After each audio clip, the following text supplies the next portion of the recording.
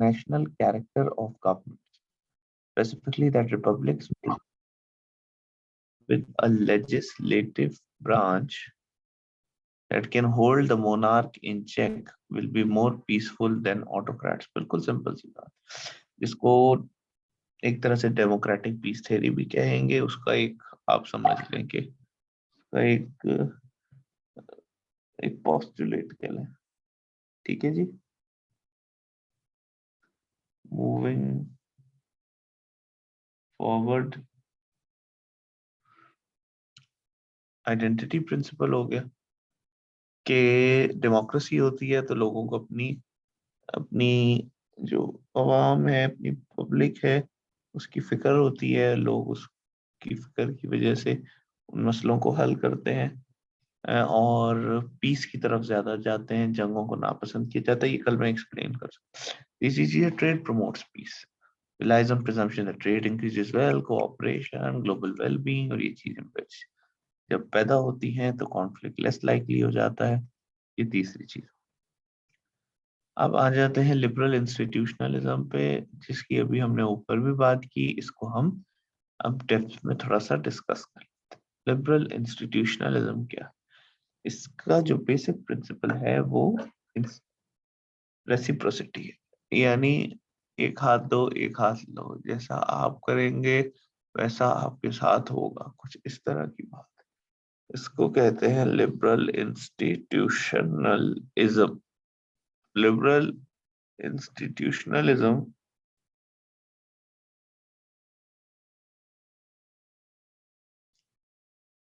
माना हुआ है कि कुछ इंस्टीट्यूशंस बन जाएंगे, उन इंस्टीट्यूशंस के अंदर लोग अपने मसाइल को हल करेंगे, आपस में झगड़ा करने की गुंजाइश नहीं होगी, मसलों का हल करने के लिए प्रॉपर मैकेनिज्म अवेलेबल होगा, तो किसी को कोई तकलीफ नहीं। Kant argued that states could join a worldwide federation and respect its principles. कुछ principles होंगे, सब उसके मेंबर बनेंगे, सब उसको फॉलो करने की कोशिश।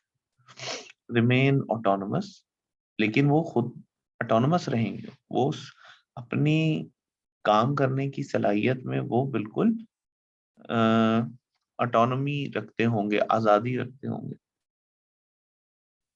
नहीं नहीं, लिबरल इंस्टीट्यूशनलिज्म का मतलब होता है लिबरल इंस्टीट्यूशनलिज्म एक, आप समझ लें, लिबरलिज्म का एक कंपोनेंट है, यानी लिबरलिज्म की वो कंपोनेंट जिसके अंदर आप इंस्टीट्यूशंस के ऊपर ज्यादा यकीन रखते हैं, इंस्टीट्यूशंस का ख्याल रखते हैं, इंस्टीट्यूशंस के ऊपर रिलाई करते हैं कि वो आपके मसाइल को हल करेंगे, आपके आपस के कॉन्फ्लिक्ट्स को रिजॉल्व करेंगे, इस तरह की चीजें।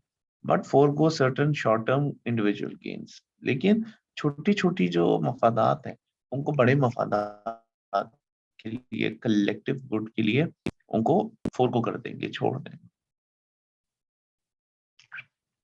कैंट कहते हैं international cooperation more rational option than going to war. तो वो ये कहते हैं कि ये बात नहीं है कि वो सारा कुछ जो है वो इंसानी हमदर्दी की बुनियाद पर कर रहे हैं, बल्कि इसलिए है कि इंटरनेशनल कोऑपरेशन जो है ना वो ज्यादा रैशनल ऑप्शन। रैशनल ऑप्शन से मुराद यानी इंटरनेशनल जो कोऑपरेशन है वो मफाद में, उसके कॉस्ट कम है, उसके बेनिफिट ज्यादा है।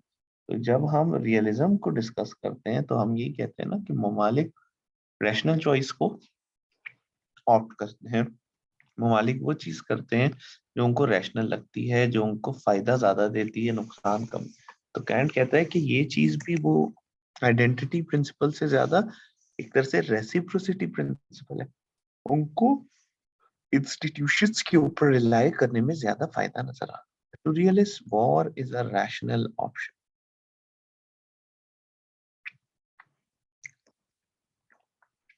रियलिस्ट ये कहते हैं कि वॉर एक रैशनल ऑप्शन है, लेकिन लिबरल कहते हैं कि वॉर एक इररेशनल डिविएशन है that results from defective reasoning and that harms the interest of warring states.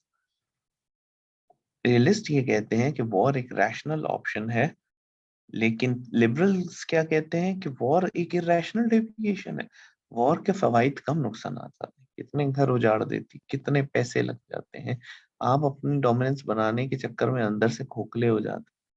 ठीक है, अब आप कुछ समझ आ रही है कि अफगान वॉर का खात्मा क्यों मफाद में है। तो ये वजह अब आप देखें, आपको आप इस नजर से देखें, वॉर का खर्चा ज्यादा होता है, जहां पे आपको तवज्जो देनी होती है आपकी तवज्जो वहां से हट जाती है, आपके लोग मारे जा रहे होते हैं, और इवेंचुअली आप जिस दुश्मन को शिकस्त दे रहे हैं वो दुश्मन तो हार जाता है, लेकिन आपका भी इतना ज्यादा नुकसान हो चुका होता है कि आपको फायदा। जी, रियलिस्ट इसीलिए तो पावर मैक्सिमाइज करते हैं कि उसे वॉर में लगाना है, पावर को किसी शोकेस में थोड़ी रखना चाहिए। ठीक है, war is an irrational deviation, new liberal approach, यानी लिबरलिज्म के अंदर भी एक जो नई अप्रोच आई वो ये कहती है, differ from earlier approaches that it concedes to realism several important assumptions। Liberalism के बारे में सवाल किया जाता है तो लिबरलिज्म के बारे में कहा जाता है, just give me a minute, कि लिबरलिज्म जी इंसानों की इंसानों की ऊपर इंसानों के नेचर के ऊपर रिलाय करता है, वो ट्रेड देखते हैं या वो फायदा देखते हैं, उनको लगता है कि मसलों को हल करना है वो ज्यादा बेहतर होगा।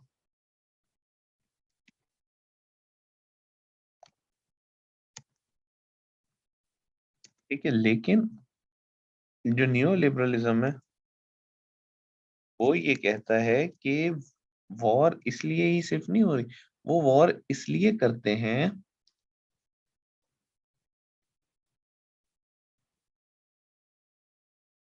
कि वॉर इसलिए नहीं करते हैं कि उनको वॉर करने का फायदा नहीं नजर आता, वॉर को अवॉइड करना ज्यादा फायदेमंद नजर आता है, इसकी वजह से वो वॉर को अवॉइड कर, वो अमन के ऊपर इन्वेस्ट कर, और वो कहते हैं कि वॉर एक रैशनल चॉइस के तौर पे देख रहे होते हैं, उसकी कॉस्ट और बेनिफिट्स का ज्यादा फर्क। ठीक है जी, अब नियो लिबरलिज्म किन चीजों में रियलिज्म जैसा है, states are unitary actors rationally pursuing their self-interest, but they say states cooperate because it is in their self.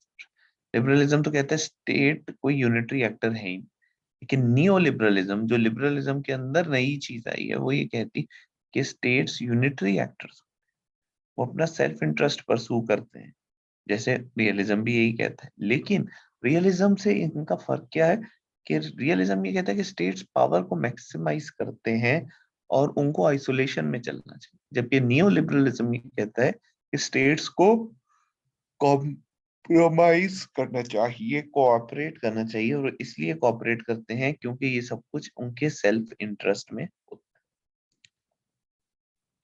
Mutual gains better than cheating और टेकिंग एडवांटेज ऑफ ईच, तो बेहतर है कि एक दूसरे के मफाद के लिए काम किया जाए, ए, एक दूसरे को फायदा पहुंचाते हुए अपना फायदा किया जाए, ना कि ये देखा जाए कि आप दूसरे को नुकसान करके उसको चीट करके अपना फायदा कैसे। Claims that new realist pessimism is unjustified, states cooperate most of, बिल्कुल। न्यू रियलिस्ट एक और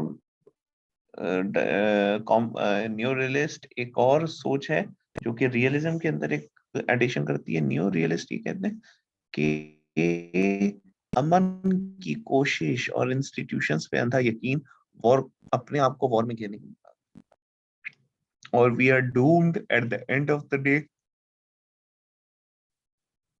सर्वाइवल उसका है जो ताकत। तो न्यू रियलिज्म उससे मुत्तफिक नहीं होता। New realism sorry new liberalism कहता है कि ये पेसिमिज्म अनजस्टिफाइड है, स्टेट्स तो आपस में कोऑपरेट कर रही होती हैं आइसोलेट होके नहीं देख रही होती है, पॉजिटिव रेसिप्रोसिटी की तरफ। न्यो रियलिज्म के अंदर नेगेटिव रियल रेसिप्रोसिटी, आपने एक काम किया, आपने हथियार जमा किया, अगले ने आपसे ज्यादा किया, आपसे ज्यादा किया, और ये सिलसिला और मामला ऐसे ही चलता रहे। ठीक है जी, लिबरल इंस्टीट्यूशनलिज्म, प्रिजनर्स डिलेमा की हमने बात की थी, जो आपको बताया था कि ये भी हो सकता है कि आप विन विन सिचुएशन देखें, दोनों का फायदा हो। अगर दोनों ही चोर एक दूसरे के खिलाफ नहीं बयान देंगे, गवाही देंगे, इससे फायदा ये होगा कि दोनों को कम से कम कॉपरेशन पॉसिबल है। और ये नहीं होता कि एक मुल्क का फायदा दूसरे मुल्क का नुकसान ही। दोनों मुल्क मिल के भी अपना फायदा देख सकते हैं। ये एक बहुत ही ज्यादा जरूरी चीज है। Both actors lose when they each defect. अगर उनमें से कोई भी, और अगर दोनों फर्दन फर्दन डिफेक्ट करते हैं तो दोनों ही लूज कर रहे हैं। Dilemma resolved if the play over and over again, if they play over and over again an accurate model of life। सबसे बेहतर क्या है कि आप टाइम बाय करें और मत बोलें दूसरे के खिलाफ, दूसरे के मफाद का भी ख्याल रखें। तो इस तरह से आपका डिलेमा रिजॉल्व हो जाए। Strategy of strict reciprocity after an initial cooperative move can bring about mutual cooperation in repeated business dilemma। आप एक दफा कॉपरेशन कर लें, एक दूसरे को अपने एतमाद का यकीन दिला दें, अपने पुरएतमाद होने का यकीन दिला दें। उसके बाद आप स्ट्रिक्टली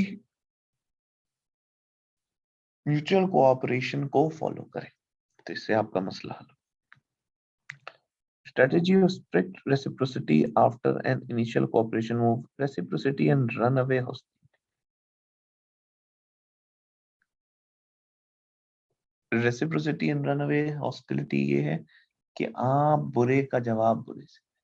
Runaway hostility यानी कि, जी कोई सवाल आ गया है उसको देखते हैं। Prisoner's dilemma की real example, good question. Prisoners dilemma की रियल जो एग्जाम्पल मेरे दिमाग में आ रही है वो न्यूक्लियर वेपन्स। एक मुल्क न्यूक्लियर वेपन जमा कर रहा है और दूसरा भी कर रहा है।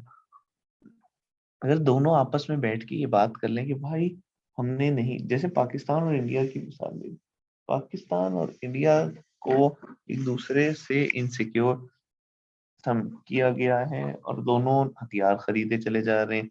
अब ये कहा जाता है आप इसको अपना दुश्मन बना दें तो हमारा फायदा हो जाएगा। उस चक्कर में अब क्या होता है कि हथियार जमा करे चले जा रहे हैं मुसलसल, और पैसे खर्च करे जा रहे हैं। अमीर कौन हो रहा है? अमीर हो रहा है अमेरिका, रूस, फ्रांस, चाइना। और नुकसान सबसे ज्यादा किसका हो रहा है? इन दोनों ममालिक का। इनकी आबादियां गरीब रह रही हैं, इनकी आबादियां एक दूसरे से नफरत करती। तो ये आगे तरक्की नहीं कर रहे हैं, आर्म सेलर जैसे हो गए। तो ये मुझे समझ आई। इसी तरह इन्वायरमेंट के अंदर भी आप प्रिजनर्स डिलेमा, कलेक्टिव गुड का जो प्रॉब्लम होगा वो इसी तरह से रिजॉल्व होगा कि आप आपस में कोऑपरेट करो। अब इन्वायरमेंट एक कलेक्टिव गुड, या नेचुरल रिसोर्सेज कलेक्टिव गुड, या कोविड की बात कर लें। अब कोविड में एक मुल्क दूसरे मुल्क को तबाह करना चाहे तो जी मैंने आपसे वैक्सीन शेयर की, तो क्या हो जाएगा? इवेंचुअली तो दोनों का ही नुकसान है। ठीक है जी। तो ये रेसिप्रोसिटी की बात ज्यादा। Many norms mediate states interaction. अब ये नहीं है कि स्टेट्स बस दिल में जैसे आ गया वैसे कर। स्टेट के जो इंटरेक्शंस हैं, जो उमूर हैं, जो काम हैं, उनको कुछ नॉर्म्स, उनको कुछ उसूल, कुछ रिवायात गवर्न कर रही होती है। डिप्लोमेटिक प्रैक्टिसेस होती है, आपने आपस में कैसे बात करनी है, मसले कैसे रिजॉल्व करने, ये तमाम चीजें डिप्लोमेटिक प्रैक्टिसेस में। पार्टिसिपेशन इन इंटरनेशनल ऑर्गेनाइजेशन में पार्टिसिपेट करना है, उसके कानून को समझना है, उसकी बात माननी है, तमाम चीजें। ठीक है जी। ये एक शो कर रहा है कि इसराइल और पैलेस्टाइन की जो आपस में लड़ाई हुई, लड़ाइयां बल्कि हुई, उसमें किस तरह से जो है वो कोऑपरेशन हुआ, तो कितना फायदा हुआ। आप देखें ओस्लो अकॉर्ड और हेब्रॉन एग्रीमेंट और हबीब एक्सपायर हुआ, तो ये एग्रीमेंट की मिसाल। और जितना एग्रीमेंट कम होगा, जितना कॉन्फ्लिक्ट ज्यादा होगा, यानी नेगेटिव में, वो नीचे की आप देख रहे होंगे, ट्यूनिस अटैक, लेबनान बॉम्बिंग।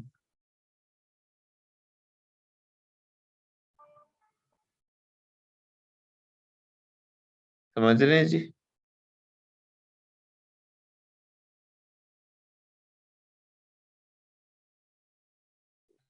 ये आपको शो कर रहा है, अगर नीचे है जीरो लाइन से तो ये कॉन्फ्लिक्ट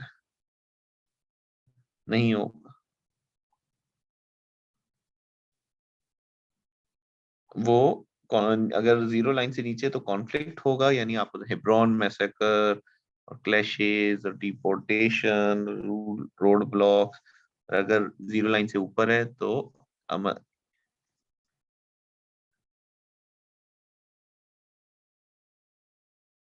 ठीक है जी। ये सिर्फ एक ग्राफ है, आपको इस बारे में बहुत ज्यादा परेशान। सर ये इमेज समझ नहीं आ रहा, इमेज समझा देते हैं जी आपको। देखें जी, एक second, why is it not, shift F5 जी। अब आप देखिए, ये जीरो लाइन हमने ड्रॉ की। जीरो लाइन का मतलब है कि ना अमन है ना जंग है। अब वो ये दिखा रहे हैं कि दोनों मुल्कों के दरमियान जब अमन हो जाता है, जैसे सीज फायर हो गया, या वो आप देखें हबीब सीज फायर, छोटा सा सीज फायर हुआ है तो कॉपरेशन हो रहा है। अगर आप डॉटेड लाइन देखें तो इसराइल से पैलेस्टाइन को कितना ज्यादा ऑपरेशन मिला है, ये डॉटेड लाइंस आपको शो कर रही है। ऑपरेशन का मुराद है एक दूसरे पे हमला ना करना, एक दूसरे की आबादी को अटैक ना करना, इस तरह की चीजें, क्लैश ना करना, गोली ना चला। अब दूसरा ये है कि जब इसराइल कॉपरेट का तो वो सॉलिड लाइन से शो किया। आप देखें कि जब जब जंग हो रही है, एक तरह से अगेंस्ट टाइम शो किया हुआ है। लबनान इन्वेजन बहुत बड़ी इन्वेजन थी 1982 में, तो वो इन्होंने शो की हुई है। फिर लेबनान के अंदर बॉम्बिंग होती है जहाँ पे अमरीकी फौजी मारे जाते हैं। फिर ट्यूनिस के अंदर अटैक होता है, फिर इंतफादा वन शुरू हो जाती है, फिर डिपोर्टेशन, रोड ब्लॉक, क्लैशेस, ये मुख्तलिफ चीजें शो कर रहे हैं कि जब नेगेटिव है। और अगर ऊपर की तरफ है, ओस्लो अकॉर्ड सबसे बड़ी चीज थी 1992-93, तो ओस्लो अकॉर्ड हो जाते हैं तो कॉपरेशन ज्यादा होता है। यानी जितनी ऊंची लाइन होगी, जितना उसका मैग्नीट्यूड होगा, उतना अमन है। ठीक है जी, ये बस शो किया गया और कुछ भी इसके अंदर साबित नहीं किया गया। इंटरनेशनल रिजीम्स, रिजीम्स कानून, कवानीन, कवानीन के सेट को रिजीम के, इंटरनेशनल रिजीम्स आलमी कवानीन की के सिलसिले, set of rules, norms and procedures around which the expectations of actors converge in a certain issue area. वो रूल्स, नॉर्म्स, प्रोसीजर्स जिनके गिर्द एक्टर्स का जो एक्सपेक्टेशन होती है वो कन्वर्ज हो, यानी जमा हो। यानी एक एक कोई कॉन्फ्लिक्ट एरिया है, कोई इशू होता है किसी मामले पे, एक्टर्स अब कुछ एक्सपेक्टेशंस रखेंगे कि इस मसले को कैसे हल करना है, ये मसला कैसे हल किया जाएगा, या इस मसले की जो जो उसके अंदर की मसालेहत है, उसकी क्या पार्टीज हैं, किन मामलात को तय करना जरूरी है। Regimes can help solve any collective good problems by increasing transparency. Regimes जो हैं वो कलेक्टिव गुड प्रॉब्लम को बाय कलेक्टिव गुड प्रॉब्लम को ट्रांसपेरेंसी से रिजॉल्व करने की कोशिश करता है। कॉन्सेप्ट, कंसेप्शन ऑफ रिजीम, अब ये रिजीम बनती कैसे है, ये कवानीन बने कैसे या कब वजूद में आए, कंसेप्शन का मतलब तो यही होता है ना। Combines elements of realism and liberalism, regimes के अंदर दोनों चीजें होती है, रियलिज्म भी है, जैसे पावर को सिक्योर करना, बाकी चीजें इसी तरह से, लिबरलिज्म भी है, institutions building, collective response, cooperation, collaboration come into existence to overcome collective goods dilemma। collective goods हमें हम होता है, अमन की बात हो गई, असलहा कम करना हो गया, गुर्बत का खात्मा हो गया, इन्वायरमेंट हो गया, एनर्जी हो गया, ये तमाम चीजें जो है ये कलेक्टिव गुड्स के डिलेमास हैं। और ये फिर मुल्कों को कहते हैं आपस में लड़ेंगे तो किसी का फायदा किसी का नुकसान तो होगा ही होगा, आपका भी बिल खुसूस नुकसान होगा। तो ये मुख्तलिफ स्टेट्स के इंडिविजुअल बिहेवियर्स पे कि इंटरनेशनल कम्युनिटी के जो बिहेवियर्स हैं उनको भी गवर्न कर रहे हैं। States continue to seek their interest, states का काम ही यही है कि अपने इंटरेस्ट को परस्यू करें, but create framework to coordinate their actions with those of other states. लेकिन इसके साथ साथ कंटिन्यू करते हैं क्रेडिट अपने बहुओं को, अपने घर की औरतों को देने का। यानी अब आपको अगर अपना सेल्फ इंटरेस्ट सिक्योर करना है तो आपको एक फ्रेमवर्क, एक ढांचा, एक छोटा सा निजाम बना के दे देते हैं कि आपने इस हिसाब से चलना है। If and when this is necessary to realize self interest.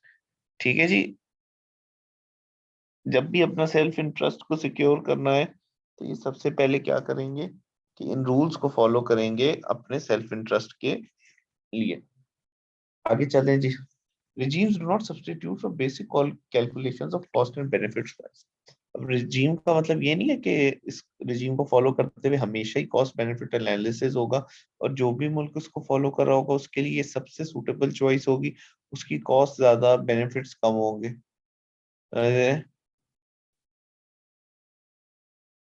Open up new possibilities more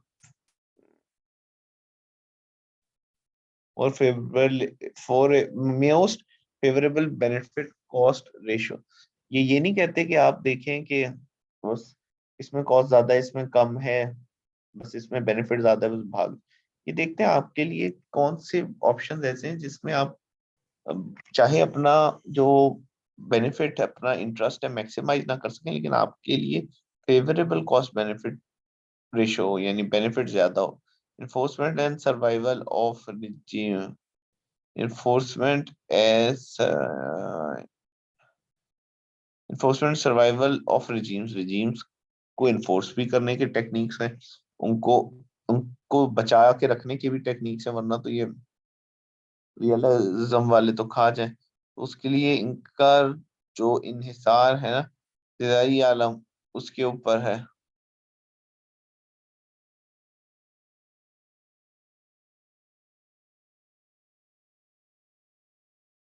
Rely on state power role of hegemons, but may survive when hegemons that created them are declined. So the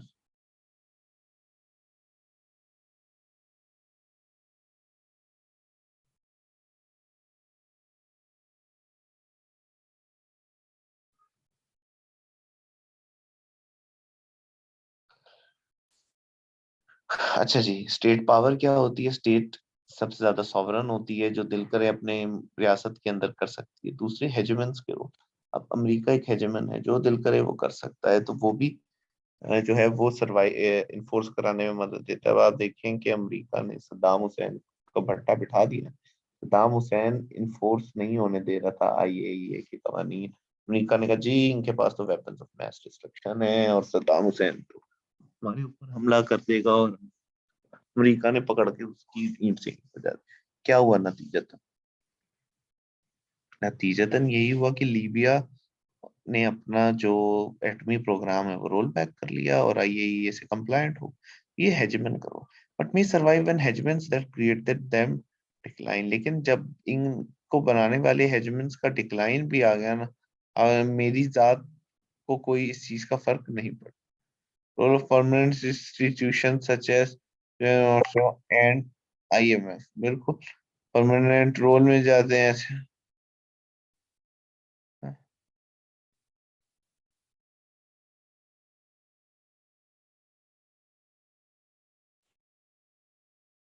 ठीक है जी। Role of permanent institutions की बात हो गई। Culmination of liberal institutionalism to date is the European. इसका जो बामे उरूज है या बेस्ट एग्जांपल या वो यही है कि European union single currency union है, एक करेंसी है, एक दूसरे के ऊपर कस्टम्स ड्यूटी नहीं लगाते, यानी कस्टम यूनियन है। फिर टैक्सेशन पे एक दूसरे को बहुत छूट दी हुई है। जो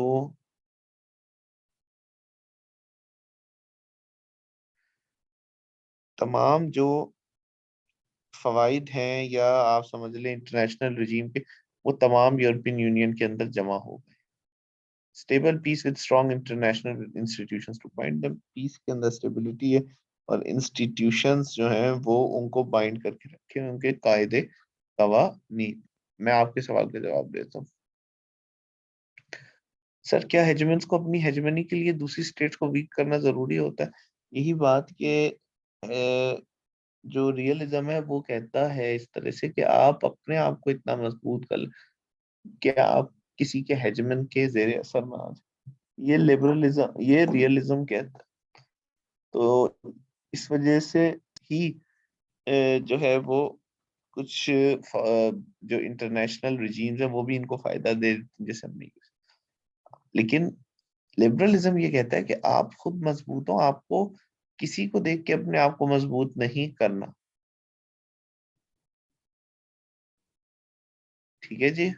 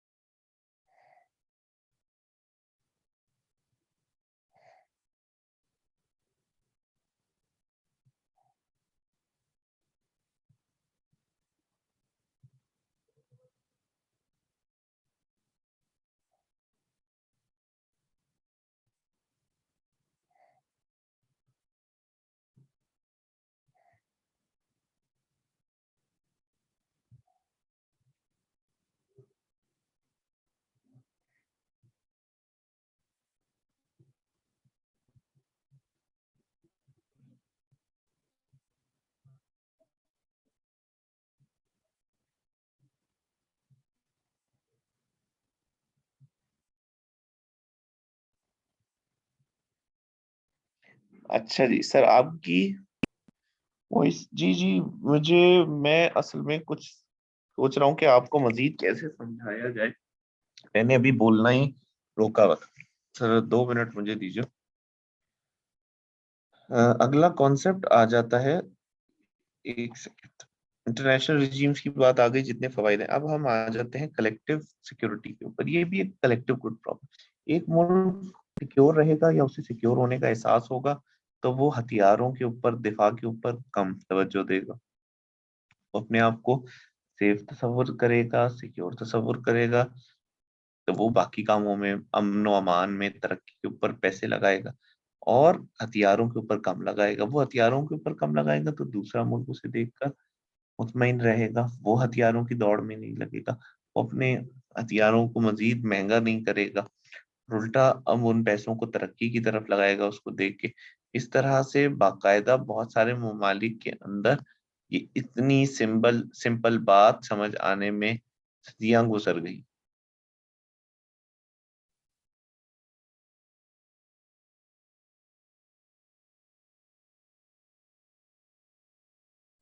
ठीक है जी। अब आता है concept grows out of liberal institutionalism, refers to the formation of a broad alliance of major actors। अब क्या है कि तमाम लोग एक ही दायरे में आके बैठो, कुछ दुश्मन ममालिक भी एक साथ बैठ जाते हैं, जैसे ग्रीस और टर्की, दोनों नेटो मेंबर्स हैं, एक ही जगह पे बैठते हैं। एक तरह से एक के ऊपर हमला हो गया तो दूसरा उसके दिफा के लिए आएगा, ये वादा कर चुके हैं। और अगर आप बाईलैटरली देखें तो दोनों एक दूसरे का मुंह नहीं देखना चाहते। ठीक है, for the purpose jointly opposing aggression by an, ये कांट ने फरमाया।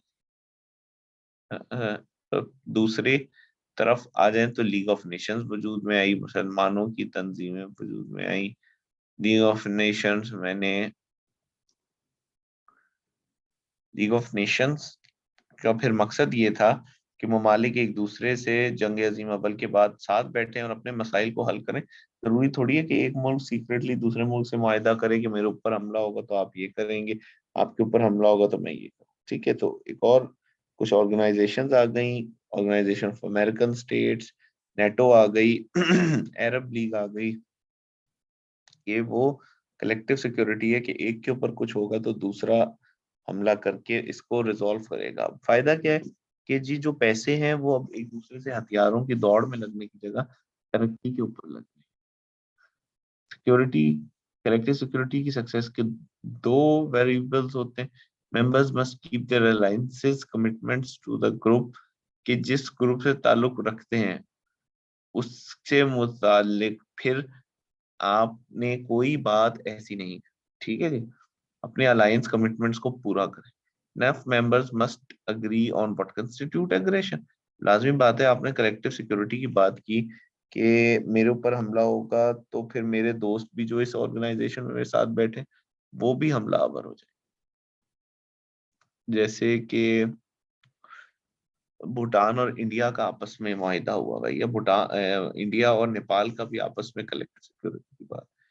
Members must keep there alliance commitments group, जो वादा है उसे पूरा करें। एमएनएफ मेंबर्स, फिर बहुत सारे मेंबर्स बात पे मुत्तफिक भी होना कि अग्रेशन किसी मुल्क के खिलाफ होती है तो उस अग्रेशन को डिफाइन कैसे करें।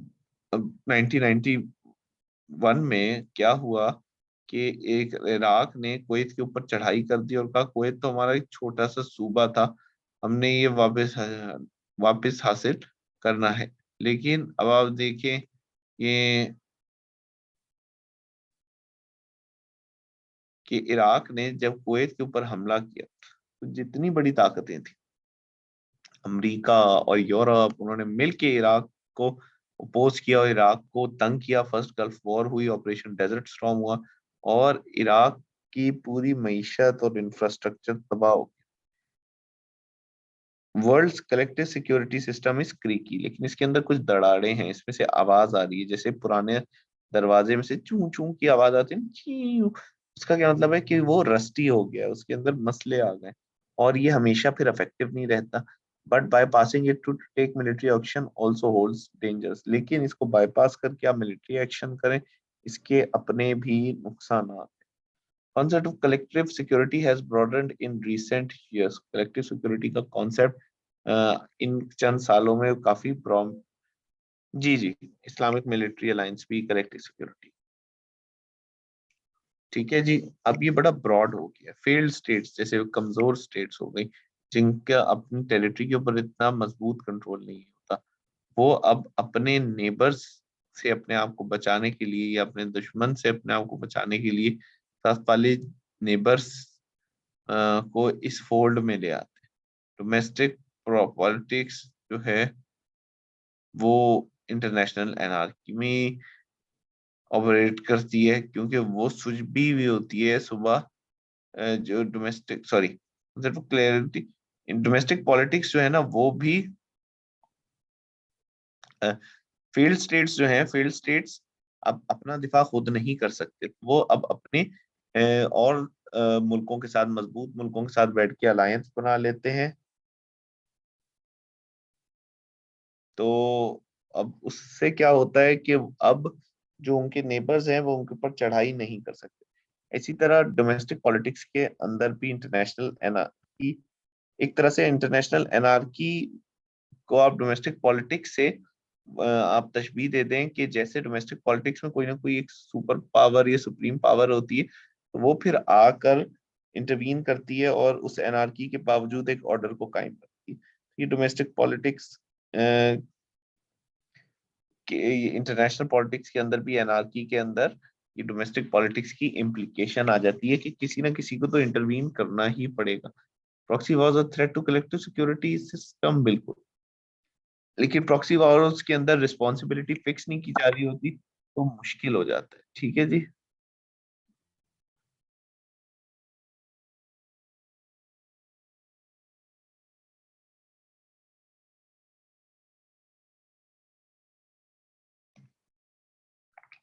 So I'm going to take a break for 5 minutes and I'll be back after that.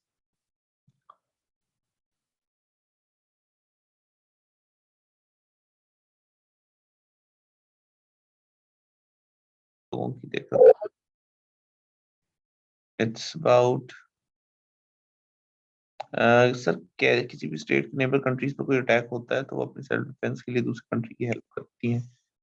तो इसे भी कलेक्टिव सिक्योरिटी कहेंगे। कलेक्टिव सिक्योरिटी आमतौर पे होती है कि आप अपने अपनी सिक्योरिटी से दूसरी मुल्क की सिक्योरिटी को लिंक कर देंगे, दूसरे मुल्क की सिक्योरिटी और अपने मुल्क की सिक्योरिटी को आपस में लिंक कर दीजिए। ठीक है। सो इट्स मोर अबाउट के क्या कहते हैं, किसी के ऊपर हमला हो तो आप उसका कैसे रिस्पॉन्स देंगे, यानी ममालिक कहें कि यार हम एक दूसरे को हेल्प करेंगे, हम एक दूसरे के खिलाफ नहीं जाएंगे, ये इसको कलेक्टिव सिक्योरिटी के तौर पर लेते हैं। ठीक है। तो आमतौर पे किसी मुल्क पे अटैक होता है तो अपने सेल्फ डिफेंस के लिए दूसरे कंट्री की हेल्प करते हैं। बिल्कुल, इसको भी कलेक्टिव सिक्योरिटी कहेंगे जब ये इन दोनों के दरमियान कोई ना कोई बातचीत आपस में हुई हुई हो, ये भी जरूरी है। ठीक है जी। Whenever we talk about international anarchic system, then does it mean that we are talking about realism particularly? No, anarchy तो generally है, वो तो रियलिज्म की के अलावा भी सब कहते हैं कि अनार्की तो मौजूद है।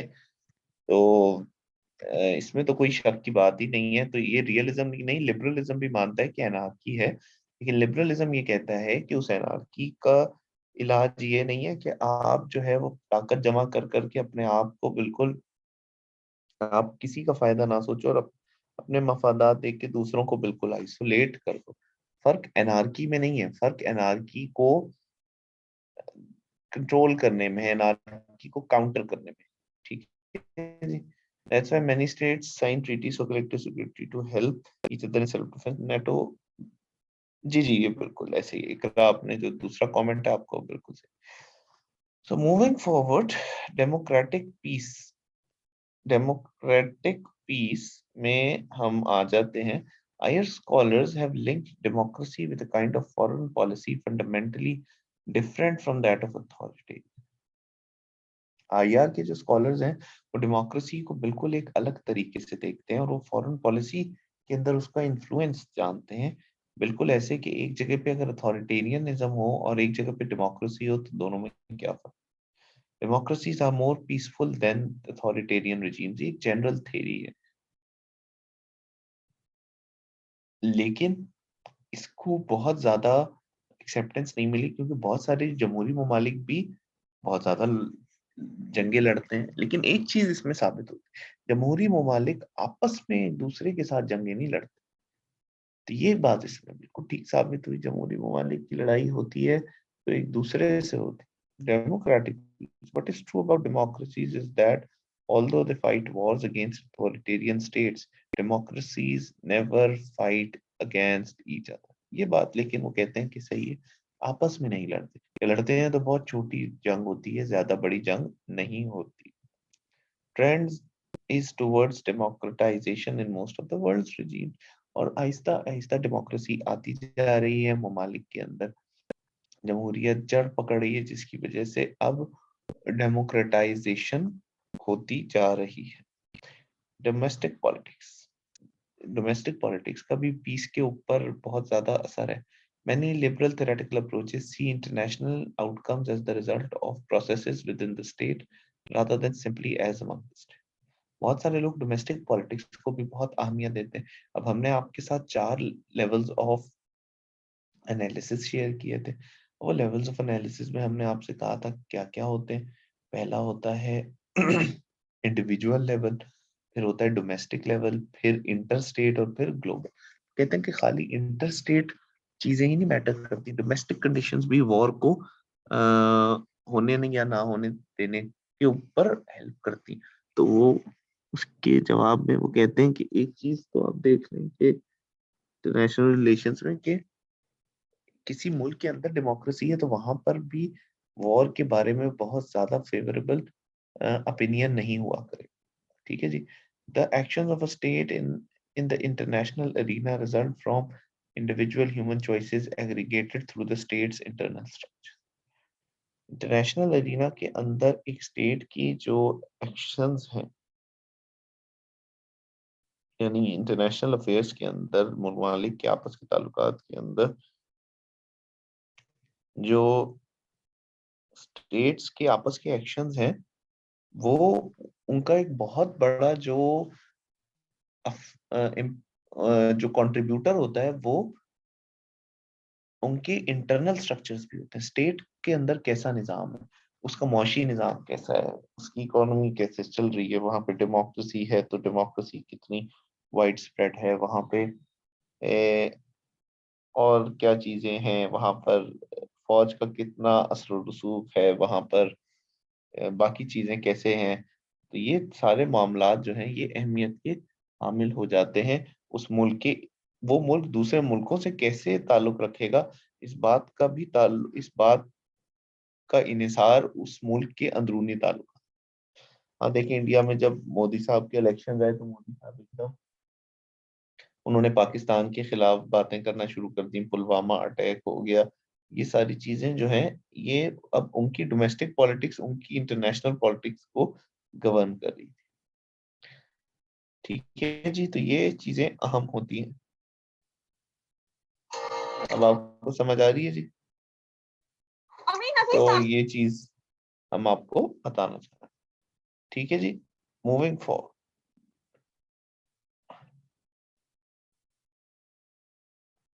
अब एक चीज आती है ब्यूरोक्रेसी। अब हम देख रहे हैं कि ममालिक के आपस के ताल्लुकात के अंदर क्या क्या चीजें अमल पैरा होती हैं, और अब उनके इंटरनल जो अफेयर्स हैं ममालिक के, उनके जो डोमेस्टिक मैटर्स हैं, जो डोमेस्टिक अफेयर्स हैं, उनका क्या इन्फ्लुएंस होता है। तो अब ब्यूरोक्रेसीज एक अहम चीज है। Bureaucracy, different states maintain different foreign policy bureaucracies but stay share common elements. तो मुख्तलिफ स्टेट्स के मुख्तलिफ फॉरेन पॉलिसी की ब्यूरोक्रेसीज होती हैं, फॉरेन ऑफिस होता है, डिप्लोमेट्स होते हैं, वो इन मामलात को देख रहे होते हैं कि ममालिक के आपस में ताल्लुकात कैसे होंगे, वो कैसे चलेंगे। दफ्तर खारजा, what about vote gaining and vote buying, बिल्कुल ये डोमेस्टिक उसमें आता है और ये आगे चल के हम इसको डिस्कस भी करेंगे। तो डिफरेंट स्टेट्स की मुख्तलिफ पॉलिसीज होती हैं बट शेयर कॉमन एलिमेंट्स। अब कुछ ब्यूरोक्रेसी के अंदर डिफरेंसेस होते हैं लेकिन बेसिक स्ट्रक्चर तो सेम होता है। तो उस स्ट्रक्चर के अंदर एक चीज क्या होती है जी, डिप्लोमेट्स, उनके अंदर सिफारतकार होते हैं, सफीर होते हैं। Virtually all states maintain diplomatic corps और फॉरेन सर्विस, उनकी फॉरेन सर्विसेज होती हैं। अब जो हम आपको पढ़ा रहे हैं हमारा भी हेलो जो अब इंशाल्लाह काम होगा वो फॉरेन सर्विस ऑफ पाकिस्तान में ही होगा। और उनके डिप्लोमेट्स जो हैं वो एम्बेसीज में बैठते हैं फॉर दूसरे ममालिक कैपिटल्स में। पॉलिटिकल अपॉइंटमेंट्स होती हैं, कुछ लोग सियासी बुनियादों पे हायर होते हैं, कुछ लोग करियर डिप्लोमेट्स होते हैं जिनकी ट्रेनिंग होती है। और स्टेट लीडर्स और फॉरेन पॉलिसी ब्यूरोक्रेट्स के दरमियान बड़ी टेंशन चल रही है। ठीक है जी। तो वो टेंशन कैसे होती है कि मुख्तलिफ डिपार्टमेंट्स के भी मुख्तलिफ तरह के इंटरेस्ट होते हैं। अब दफ्तर खारजा जो है, जो फॉरेन पॉलिसी देखते हैं, वो अमन और अमान की चीजों को ज्यादा देखते हैं। इसके मुकाबले में जो वजीर जो वजारत दिफा होता है, वजारत दिफा का होता है कि वो जरा ऐसी बातें ज्यादा करते हैं जिससे मुल्क के दिफा को इंश्योर किया जाए, पावर मैक्सिमाइजेशन हो, डिफेंस टेक्टिक्स, डिफेंस एक्सपेंडिचर को मैक्सिमाइज करने की कोशिश की जाती है, वो फौज से ज्यादा करीब होते हैं। इस वजह से फॉरेन पॉलिसी और बाकी डिपार्टमेंट्स के दरमियान भी एक टसल चल रही होती है। जैसे जापान से जो है वो अमेरिका का कुछ इख्तलाफात हो गए थे फिशिंग के ऊपर। तो जो वजारत तजारत थी वो ये चाहती थी कि जापान को किसी किस्म की कोई रिलैक्सेशन ना मिले, क्यों? क्योंकि उसकी वजह से अमेरिका की अपनी जो इंपोर्ट एक्सपोर्ट्स हैं वो अफेक्ट हो रही हैं, और जापान जो है वो अननेसेसरी इंपोर्ट्स को डंप कर रहा है। लेकिन जो अमेरिका का स्टेट डिपार्टमेंट था जो फॉरेन अफेयर्स देखता था, उसकी कोशिश ये थी कि मामले को थोड़ा कुछ लो कुछ दो करके हल कर लिया जाए, क्योंकि जापान से उनके बड़े अच्छे ताल्लुकात थे। तो ये आपस में भी कॉन्फ्लिक्ट चलता है। कुछ डिपार्टमेंट्स जो हैं वो चाहते हैं कि एक लाइन ऑफ एक्शन लिया जाए, दूसरे डिपार्टमेंट्स चाहते हैं दूसरा लाइन ऑफ एक्शन लिया जाए। इवन जब चाइना को रिकॉग्नाइज करने की बात थी तो नेशनल सिक्योरिटी एडवाइजर होते थे हेनरी किसिंजर, और जो डिफेंस मिनिस्ट्री के दरमियान इख्तलाफात होते थे। इवन इराक वॉर के अंदर भी शुरू में कॉलिन पावल होते थे, और यहाँ से कॉलिन पॉल वजीर खारजा होते थे। इसके अलावा डिफेंस में डोनाल्ड रम्सफेल्ड। लेकिन इन लोगों के आपस की कुछ टेंशन चलती रहती थी। तो मुख्तलिफ एजेंसीज के अपने मफादात होते हैं, वो एक लिहाज से कंडीशन। वजारत दिफा थोड़ा ज्यादा आप कह लें मैक्सिमलिस्ट अप्रोच रखती है, तो वो कहती है हो हमारी लड़ाई होगी हम ईंट से ईंट बचा देंगे। वजारत खारजा कहती है जनाब हाथ को हल्का रखें, मामलात को प्यार मोहब्बत से रिजॉल्व कर लें। तो ये चीजें इंटर एजेंसी टेंशन तो bureaucratic rivalry as an influence on foreign policy challenges the notion of states as unitary actors in international system. आपको एक और बात अभी सिंपल सी बता दें कि वजारत कानून और इंसाफ जो है वो हुबारा बस्टर्ड और ये इस किस्म के जो इंडेंजर्ड स्पीशीज हैं उनके या इसी तरह से जो इन्वायरमेंट और वाइल्ड लाइफ की वजारतें हैं वो अपोज कर, इन वजारत खारजा इनको फैसिलिटेट कर रही होती, क्योंकि हमारे अरब रियासतों और अरब हुक्मरानों से बड़े खुसूसी ताल्लुकात हैं। तो ये चीजें फिर कॉन्फ्लिक्टिंग हो जाती हैं। ठीक है जी। Interest groups. अब अगला जो सॉरी सर अगर ये लाइन मुझसे ड्रॉ हुई, नहीं नहीं कोई मसला। ओके जी। इंटरेस्ट ग्रुप्स एक और फैक्टर होता है। एक तो हमने आपको फॉरेन ऑफिस की ब्यूरोक्रेसीज बता दी ना कैसे वो इन्फ्लुएंस कर। एक और चीज होती है इंटरेस्ट ग्रुप, प्रेशर ग्रुप हो गए। अभी आप देखें कि तहरीक लब्बैक पाकिस्तानी गवर्नमेंट को कितना ब्लैकमेल किया, फ्रांसीसी सफीर को बाहर निकालो, इसको ये करो। इसी तरह से बहुत जगहों पे जो है वो उल्टा हम फैसिलिटेट कर रहे थे दूसरे मुल्कों से अच्छे ताल्लुकात। जब इंडिया से हमारे ताल्लुकात बहुत खराब थे तो जंग ग्रुप और टाइम्स ऑफ इंडिया ने आपस में एक अमन की आशा मिलकर एक इनिशिएटिव निकाला। मुख्तलिफ ममालिक की एनजीओज, उनके अदाकार इंडिया पाकिस्तान के आपस में आते थे, मिलते थे, चीजें शेयर करते थे। तो ये चीजें इंटरेस्ट ग्रुप्स की होती हैं। इसी तरह से मुख्तलिफ पार्टीज, कोई सरकारी पार्टी सॉरी पॉलिटिकल पार्टीज भी कुछ पॉलिसीज को परसू कर रही होती हैं। तहरीक लब्बैक का हमने आपको बताया। रिपब्लिकन्स के अंदर जो न्यू कॉन इंटरेस्ट ग्रुप था, न्यू कंजर्वेटिव ग्रुप, वो इराक के ऊपर हमले के लिए बड़ा फेवर करता था, इवेंचुअली उसको फतह हुई। तो ये तमाम चीजें इंटरेस्ट ग्रुप्स बहुत ज्यादा कर रहे होते हैं। इनको हम प्रेशर ग्रुप्स भी कह सकते हैं, इंटरेस्ट ग्रुप्स भी कह सकते हैं। इनके अंदर ये कोलिशन ऑफ पीपल है, मुख्तलिफ लोगों का एक इज्तिमा होता है, वो share common interest in the outcome of special. तो उनका कुछ ना कुछ एक कॉमन इंटरेस्ट होता है जिसको वो अचीव करने की कोशिश कर रहे होते हैं, और वो कोई ना कोई इन्फ्लुएंस आउटकम को इन्फ्लुएंस करना चाहते हैं। ठीक है जी। गवर्नमेंट है तो वो लॉबी करते हैं। Process of talking with legislators और officials to influence their decision. यानी आप लेजिस्लेटर्स कानून साजों से या हुकूमती अहदेदारों से बात करें और कोशिश करें कि वो आपकी बात मान लें, आपकी मर्जी का फैसला करें। ठीक है जी।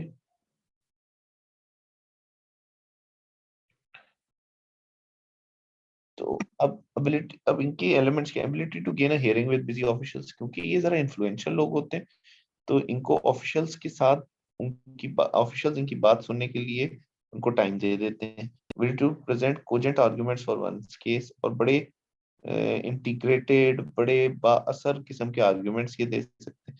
Ability to trade favours in return for positive action, और जब आप कोई काम कर लेते हैं तो ये फेवर भी देते हैं कि जी हमने धरना देना बंद कर देंगे, हम आपको वोट दे देंगे जाके, आप हम आपको इलेक्शन में सपोर्ट करेंगे, हम आपको आपकी कैंपेन के अंदर फाइनेंसेस प्रोवाइड करेंगे, इस तरह की।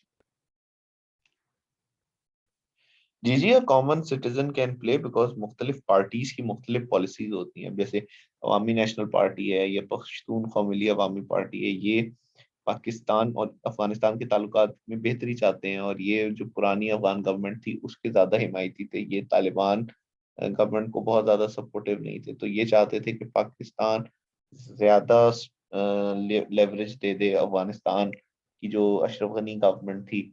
इसी तरह से जो जमात इस्लामी या जो जमीयत उलमा इस्लाम है, इनका ज्यादा रुझान जो है वो तालिबान की तरफ है।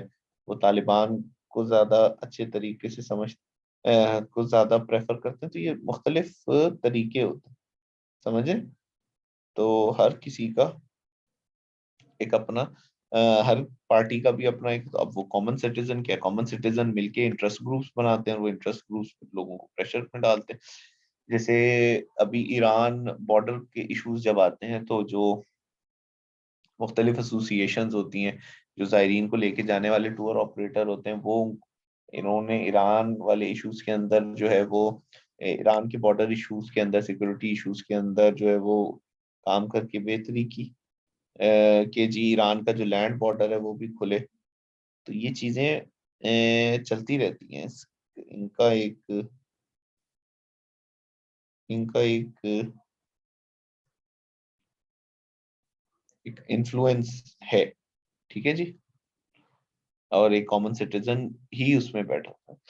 Do occur environmental provide not public policy development. देखिए, पॉलिसी डेवलपमेंट एंड इम्प्लीमेंटेशन के लिए वो कहते हैं कि आपका जो पार्लियामेंट है वो ऑलरेडी मौजूद है, सेनेट है, कौमी असम्बली है, फिर उनकी खारजा उमूर की कमेटीज हैं, तो उनके अंदर कोई भी पॉलिसी पहले आती है इम्प्लीमेंटेशन से पहले, तो लोगों के नुमाइंदे उनको वहां पे इन्फ्लुएंस। लेकिन इसके साथ साथ थिंक टैंक्स और प्रेशर ग्रुप्स और पार्टीज ये आपस में कुछ ना कुछ करती रहती हैं। पब्लिक हियरिंग पॉलिसी से पहले हो नहीं सकती, पॉलिसी एक बहुत बड़ी चीज होती है। एनवायरमेंटल प्रोजेक्ट्स उस लिहाज से निस्बतन छोटे, ठीक है जी। मिलिट्री इंडस्ट्रियल कॉम्प्लेक्स, यानी मिलिट्री यानी फौज, फौजी इदारे, इंटेलिजेंस अफसर, जवान, इनके और इंडस्ट्री के लोग, असला बनाने वाले लोग, यूनिफॉर्म बनाने वाले लोग, राइफल बनाने वाले लोग, फौज से मुतालिक कोई भी चीज बनाने, इनका एक इत्तेहाद हो जाता है जिसको मिलिट्री इंडस्ट्रियल कॉम्प्लेक्स MIC बोलते हैं। ये लोग एक दूसरे को साथ देते हैं, सपोर्ट करते हैं। क्यों? क्योंकि जब मिलिट्री इन्वॉल्व होगी, मिलिट्री की सुपीरियोरिटी ज्यादा होगी, तो उससे रिलेटेड इंडस्ट्री जैसे डिफेंस इंडस्ट्री, असला साज इंडस्ट्री, इंटेलिजेंस इक्विपमेंट बनाने वाली इंडस्ट्री, रिकॉनेसेंस इक्विपमेंट बनाने वाली इंडस्ट्री, स्पाइंग टूल्स बनाने वाली, उसको ज्यादा ऑर्डर मिलेंगे, वो ज्यादा प्रॉस्पर करेगी, वो ज्यादा आगे बढ़ेगी। अच्छा, जब वो इंडस्ट्री ज्यादा बढ़ेगी आगे, तो फिर मिलिट्री को फायदा ये है कि मिलिट्री के लोगों को कंसल्टेंसी मिलेगी, उनको औकात कमीशन मिलते हैं, फिर उनको ओहदे मिलते हैं जब वो रिटायर होते हैं। तो ये एक दूसरे के फायदे के लिए काम करते हैं। और सबसे जो बड़ी चीज थी वो इराक वॉर के अंदर मिलिट्री इंडस्ट्रियल कॉम्प्लेक्स का था कि अमेरिकन इंडस्ट्री जो है उसको बड़ा बूम मिल गया था, जो डिफेंस इंडस्ट्री है। क्या कहा जाता है कि वर्ल्ड वॉर 2 से पहले जब 1927 ऑनवर्ड्स जब एक ग्रेट डिप्रेशन आया हुआ था, तो अमेरिका की जो इकोनॉमी है मुकम्मल रिकवर नहीं हुई थी अनटिल अनलेस वर्ल्ड वॉर 2 हो गई 1939 में, और अमेरिका को असला बनाना पड़ा, असला सप्लाई करना पड़ा, असला बेचना पड़ा मुल्कों को, और असला इस्तेमाल करना पड़ा। तो फिर इंडस्ट्री के अंदर खपत हुई, लोगों को नौकरियां मिली, और इस तरह से इकोनॉमी को बूस्ट हुआ। तो ये मिलिट्री और इंडस्ट्री एक दूसरे के साथ मिलके भी पॉलिसीज को इन्फ्लुएंस कर रही होती हैं। तो जैसे इराक वॉर के बारे में कहा जाता है, मिलिट्री इंडस्ट्रियल कॉम्प्लेक्स को बड़ा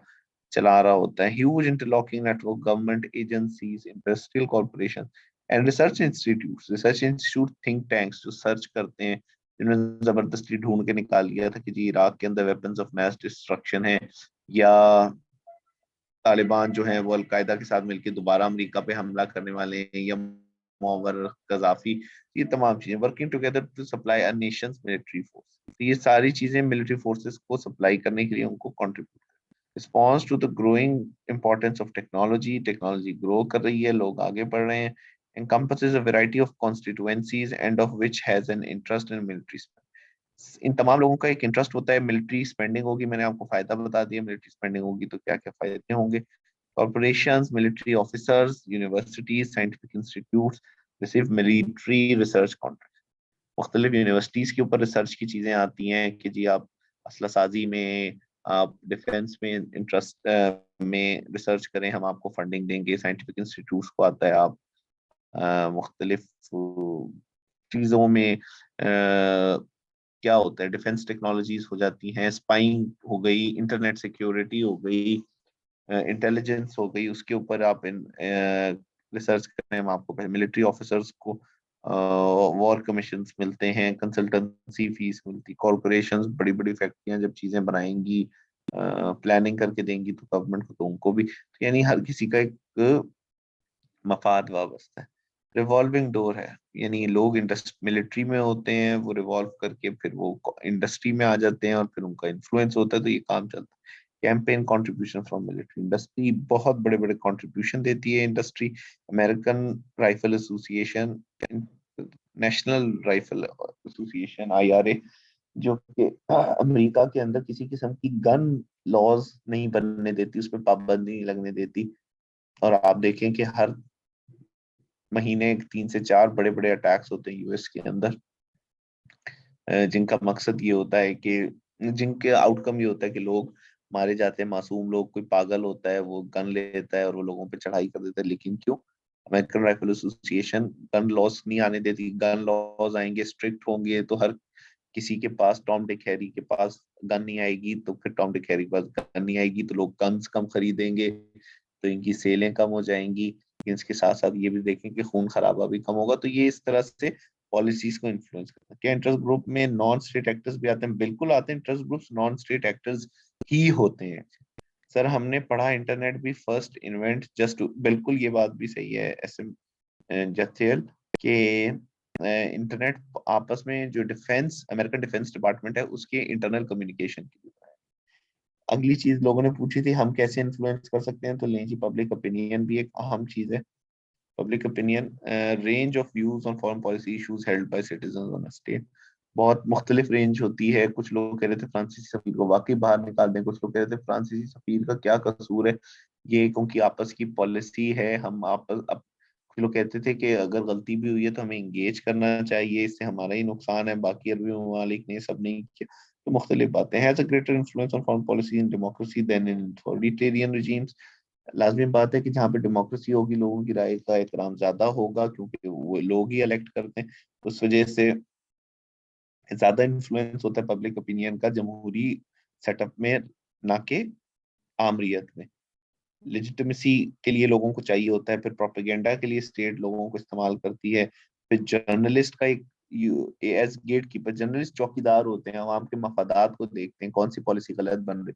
आप देख लें, पब्लिक ओपिनियन खराब था यमन में फौज भेजने के लिए, नवाज शरीफ गवर्नमेंट ने पार्लियामेंट में ले गई बात को, पार्लियामेंट ने उसे अप्रूव नहीं किया, तो एक अनपॉपुलर डिसीजन नहीं ले लिया गवर्नमेंट ने। Importance of government as a source of information, government ही एक्चुअली सोर्स ऑफ इंफॉर्मेशन होती है, फिर वो इंफॉर्मेशन देती है। बाज़ औक़ात propaganda, the popularity of leader and influence on support of war, बाज़ औक़ात फिर जब जंग होती है तो लोग लीडर की तरफ आ जाते हैं, और वॉर में लोग कहते हैं कि आए हम लीडर को ही सपोर्ट करें। बाज़ औक़ात रेफरेंडम होते हैं, लोग वोटिंग के बाद कहते हैं ये पॉलिसी इख्तियार करो, इस मुल्क को तस्लीम करो या नहीं करो। जैसे अभी ग्रीस और मैसेडोनिया के दरमियान इख्तिलाफ हुआ था, तो फाइनली वो इसी तरह से रिजॉल्व हुआ कि दोनों मुल्कों, मैसेडोनिया ने अपना नाम, क्योंकि ग्रीक के एक सूबे का नाम ग्रीस के मैसेडोनिया भी था जहाँ सिकंदर आजम पैदा हुआ, तो सिकंदर आजम तो ग्रीक हिस्ट्री का एक बहुत बड़ा रोल है। तो अब मैसेडोनिया एक अलग से भी सूबा, एक अलग से मुल्क भी बन गया। तो फिर अब उन्होंने आपस में कॉन्फ्लिक्ट रहता तो उन्होंने इस तरह रिजॉल्व किया कि मैसेडोनिया का नाम आई थिंक ईस्ट मैसेडोनिया या नॉर्थ मैसेडोनिया कर दिया, और वो आई थिंक उसका साथ रेफरेंडम भी था, लोगों ने सपोर्ट किया, मामला हल हो गया। तो इस तरह से भी पब्लिक ओपिनियन, लेकिन अभी भी बड़ी एक स्ट्रॉन्ग अपोजिशन भी मौजूद है। In democracies public opinion generally has less effect on foreign policy than on domestic policy. बिल्कुल सही बात है, फॉरेन पॉलिसी पे किसी भी मुल्क में कम इन्फ्लुएंस होता है क्योंकि सिटीजन्स को तमाम इंफॉर्मेशन अवेलेबल नहीं होती। ठीक है ना, तो सिटीजन्स को जब तमाम इंफॉर्मेशन अवेलेबल नहीं होती तो फिर सिटीजन्स हर तरह से कंट्रीब्यूट नहीं करते। लेकिन डोमेस्टिक पॉलिसी में ज्यादा इंफॉर्मेशन होती है, तो डोमेस्टिक पॉलिसीज में सिटीजन्स का ज्यादा इन्फ्लुएंस।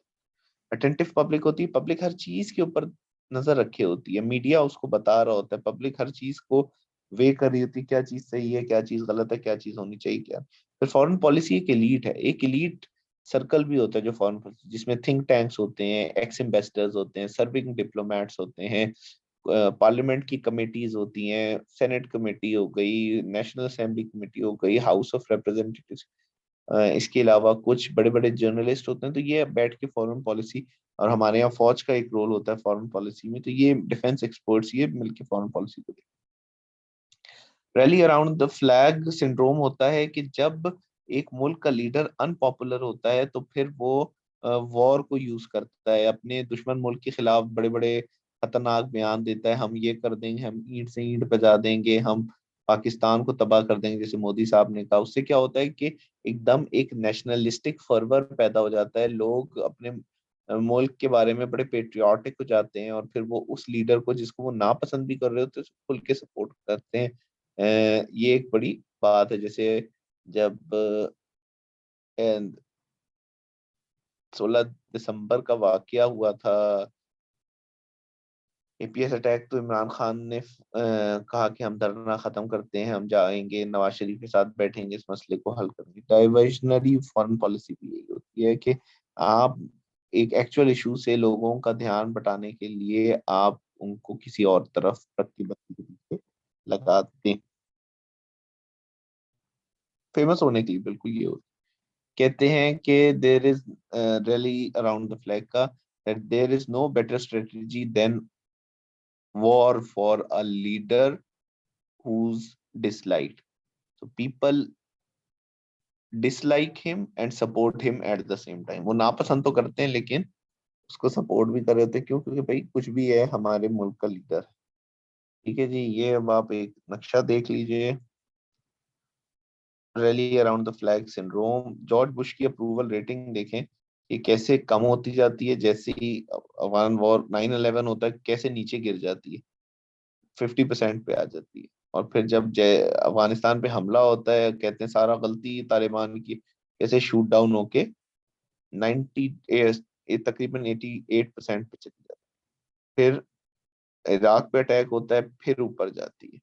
फिर मिड टर्म इलेक्शंस में दोबारा नीचे। जैसे वॉर्स आती हैं तो people start liking there.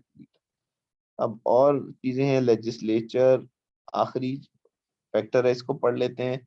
Legislatures वो जगह या वो दरवाजे होते हैं जिनके थ्रू इंटरेस्ट ग्रुप्स और पब्लिक जो ओपिनियन है वो अपना इन्फ्लुएंस डालते हैं, क्योंकि असल में तो वो असेंबली के लोगों से, जब तक असेंबली पास ना करे कोई पॉलिसी नहीं बनती। प्रेसिडेंशियल सिस्टम्स के अंदर सेपरेट इलेक्शंस होते हैं, सेनेट और हाउस ऑफ रेप्स के। लेकिन अगर प्राइम मिनिस्टीरियल सिस्टम है तो फिर वही लेजिस्लेचर के इलेक्शन से प्राइम मिनिस्टर सेलेक्ट होता है। लेजिस्लेचर्स यानी असेंबली कह लें या मुकन्नना कह लें उर्दू में, इनका डायरेक्ट रोल होता है फॉरेन पॉलिसी बनाने में। मैंने आपको यमन वॉर की एग्जांपल दी, इंडिया से ताल्लुकात की बात की। Different rules apply however the you to the use of military. Rally around the flag की बात हो गई, may challenge the president if they have power of.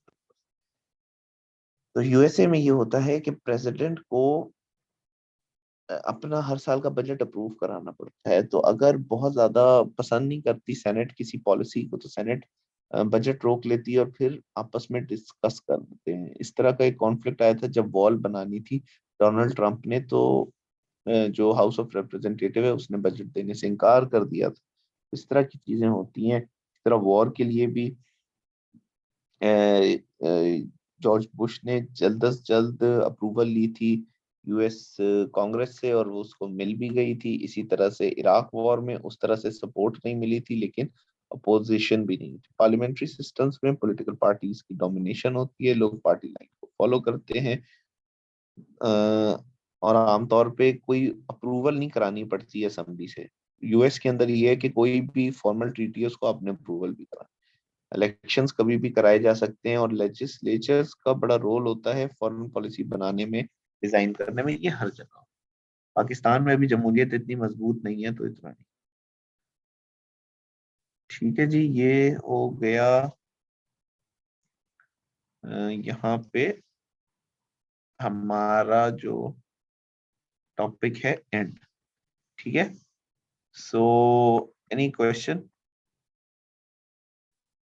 जो आप लोगों ने सवाल सिर्फ एक बंदे नहीं हमें भेजा है, वो भी कोई बहुत सही नहीं है, लेकिन हम नेक्स्ट क्लास में इंशाल्लाह कोशिश करेंगे कि आंसर कैसे करना है वो अप्लाई करके देखने की कोशिश करें। ठीक है जी। I think not just to become famous, but I think management of pandemic तो थी, लेकिन बड़ा एक गोल था कि इसराइल की एक्सेप्टेंस जो है ना वो रिपब्लिकन एजेंडा में बहुत ऊपर, तो उसने अपनी डोमेस्टिक पॉलिटिक्स में अपने लोगों को भी खुश करना था, तो ये भी एक बात थी जिसकी वजह से सारा कुछ हुआ। तो हम इसको खैर डिस्कस कर लेंगे कभी इंशाल्लाह। ठीक है जी, thank you very much everyone, see you next week इंशाल्लाह।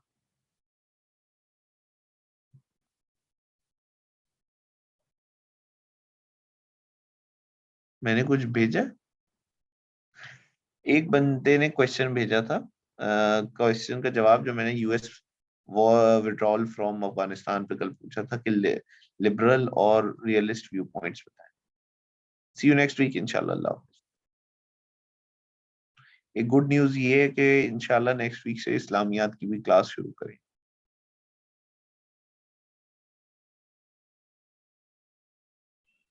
Thank you sir.